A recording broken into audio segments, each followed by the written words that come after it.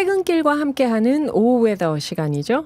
노광준 PD님, 오늘 눈에 띄는 경기도 기후 정책은 어떤 게 있을까요? 네, 첫 번째 소식으로는 친환경 농가에 대한 소식이 올라와 있네요. 이 친환경 농가들이 이 기후위기 속에서 농사짓기가 정말 힘드시잖아요. 네. 경기도에 있는 친환경 농가들이 전국 최초로 농작물 복구비를 더 받는다. 오. 이런 소식입니다. 네. 경기도가 친환경 농가 지원을 위해서 우리나라 처음으로 친환경 농가 재해 복구비 가운데 농작물 복구비 40%를 추가 지원한다라고 합니다. 이게 좀 배경이 있는데요. 네. 친환경 농가 같은 경우는 호우나 폭설 같은 농업 재해가 발생할 경우에 이제 친환경 농가이기 때문에 친환경 인증을 유지를 해야 되잖아요. 그래서 오염 물질을 추가로 제거를 해야 되는 거예요. 아하. 똑같이 호우나 폭설 같은 네, 농업재해를 발생을 했어도 일이 더 많다라는 것이죠.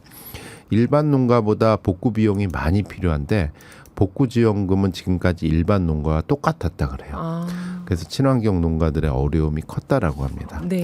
그래서 지난해부터 경기도가 친환경 농업 육성 및 지원에 관한 조례를 개정을 해서 네. 친환경 인증 농가가 자연재해로 피해를 입은 경우에 재해 복구 비용을 추가로 지원할 수 있도록 이렇게 제도적 장치를 마련을 했습니다. 그래서 1차 추경에서 친환경 농가 재해 복구비 예산 1억 2천만 원, 도비 5천만 원에 시군비 7천만 원을 확보를 했고요. 각 시군이 추경을 세워서 예산을 확보하면 올해 안에 이 추가 지원금 교부를 할 예정이다라고 합니다. 이 지원금 수령 대상은 지난해 재해 피해를 입은 친환경 농가 155가구다라고 하는데 지급액은 농작물 복구비의 40% 정도 된다라고 합니다. 네.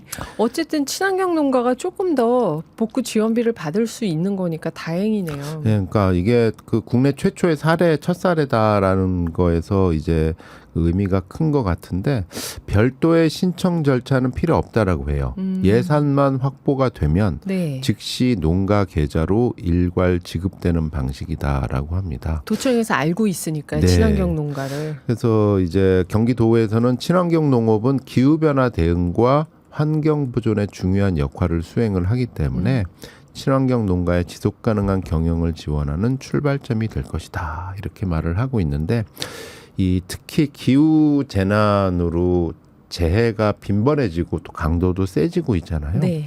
거기에 따라서 이게 사실은 지난해 11월에 습설 피해거든요.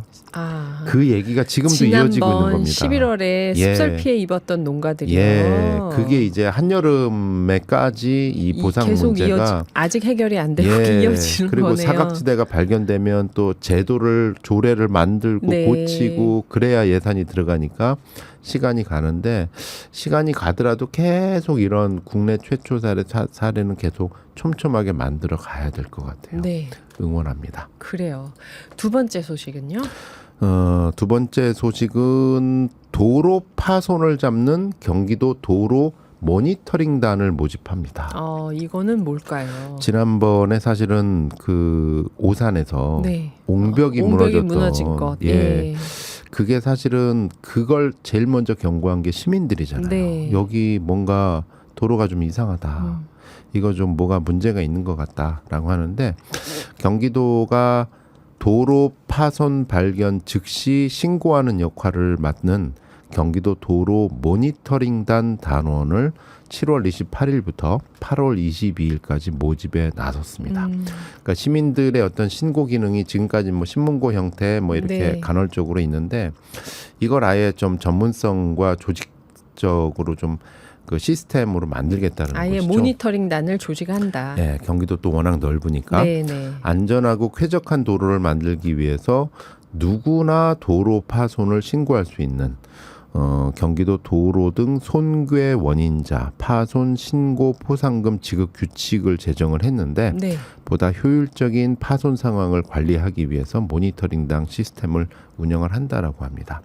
이 간단합니다. 그냥 도로 파손된 것을 발견을 하면 누구나 손 안에 들고 있는 핸드폰으로. 휴대폰을 이용을 해서 국토교통부의 도로 이용 불편 척척 해결 서비스 앱을 사용해서 신고할 수 있습니다. 또 택시 티머니 카드 결제기를 통한 신고도 체계화되고 있다라고 아하, 해요. 네. 그러니까 뭐 사실 앱이 있는데도 잘 쓰지 않는 경우도 있는데 이거를 좀 조직적으로 좀 잘 써서 지원 자격을 보면 일반 부문과 택시 부문으로 이렇게 모집을 진행한다라고 네. 합니다. 택시 기사분들만큼도 도로 잘하는 분들 없잖아요. 네. 일반 부문은 경기도 도로를 이용하고 있는 만 19세 이상 일반 성인이면 누구나 지원할 수 있고요. 택시 부문은 택시 정보 시스템에 등록된 택시 운전기사로 한국 스마트 카드사의 T300 또는 T600 미터기가 설치된 차량이면 신고가 가능하다라고 합니다. 이 활동하고자 하는 분들은 경기도 누리집 모집 공고문에 QR코드로 접속을 해가지고 온라인으로 신청할 수 있거나 자세한 내용은 뭐 담당자 이메일을 통해서도 신청하면 된다라고 합니다.